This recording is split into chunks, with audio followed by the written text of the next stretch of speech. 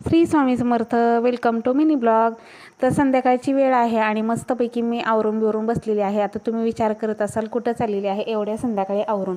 तर 7 वाजलेले आहेत आणि मामांचा फोन आला होता की आज जेवायला आमच्या इकडं या.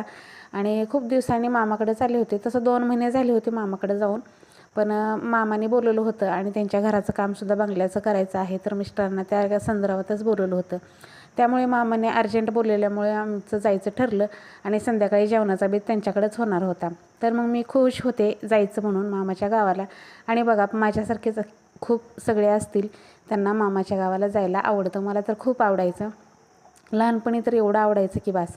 तर आता मोठं झालं, संसारामध्ये बिझी झालो, त्यामुळे जाणं होत नाही सारखं सारखं.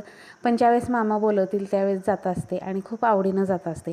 तर त्यामुळेच मला समर्थ चिडवत होता की हसती का भांडी घासती मम्मी, कारण त्याला माहिती होतं की मला खुशी झालेली आहे गावाला जायचं मामाच्या म्हणून.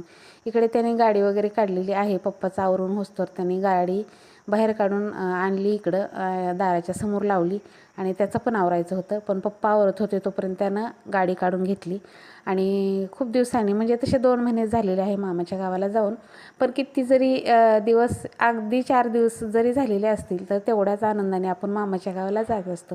तर नक्की कमेंटमध्ये सांगा कोणाकोणाला मामाच्या गावाला जायला आवडतं.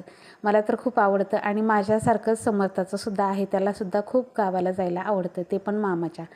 प्रत्येकालाच मामाच्या गावाला जायची खूप आवड असते आणि मलासुद्धा आहे. चला, तर आजचा व्हिडिओ कसा वाटला नक्की कमेंटमध्ये सांगा. आवडला तर लाईक, शेअर, सबस्क्राईब करा. श्री स्वामी समर्थ. व्हिडिओ पाहिल्याबद्दल धन्यवाद.